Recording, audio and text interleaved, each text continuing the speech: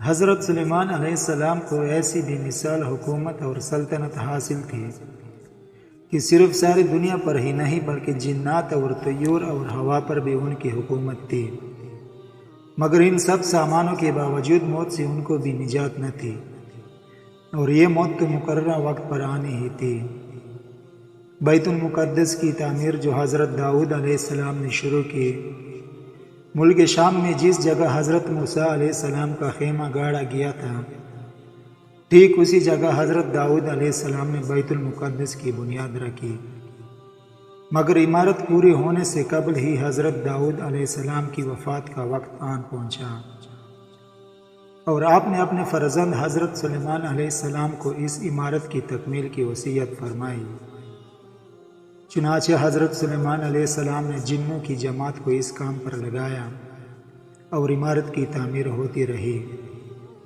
جنات کی طبیعت میں سرکشی غالب تھی۔ حضرت سلیمان علیہ السلام کے خوف سے جنات کام کرتے تھے۔ ان کی وفات کا جنات کو علم ہو جائے تو فوراً کام چھوڑ بیٹھے اور تعمیر رہ جائے، یہاں تک کہ آپ کی وفات کا وقت بھی قریب آ گیا اور عمارت مکمل نہ ہو سکی، تو آپ نے یہ دعا مانگی کہ الہی میری موت جنوں کی جماعت پر ظاہر نہ ہونے پائے،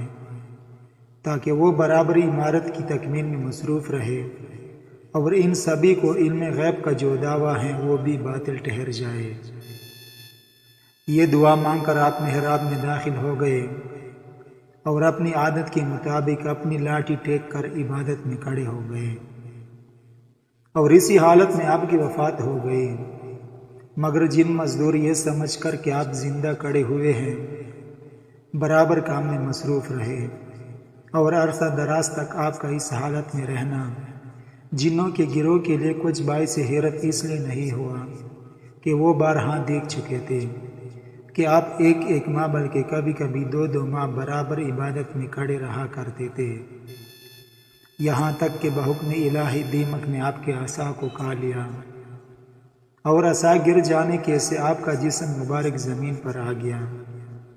اور اس وقت جنوں کی جماعت اور تمام انسانوں کو پتہ چلا کہ آپ کی وفات ہو گئی ہے۔ قرآن مجید میں اللہ تعالیٰ نے اس واقعہ کو ان لفظوں میں بیان فرمایا ہے کہ پھر جب ہم نے ان حضرت سلیمان علیہ السلام پر موت کا حکم بھیجا تو جنوں کو ان کی موت دیمک ہی نے بتائی جو ان کے عصا کو کھا رہی تھی۔ پھر جب حضرت سلیمان علیہ السلام زمین پر آ گئے تو جنات کی حقیقت کھل گئی۔ اگر وہ غیب جانتے ہوتے تو وہ اس ذلت کے عذاب میں اتنے دیر تک نہ پڑے رہتے۔ سورہ سبا پارہ نمبر 22 رکوع نمبر 2۔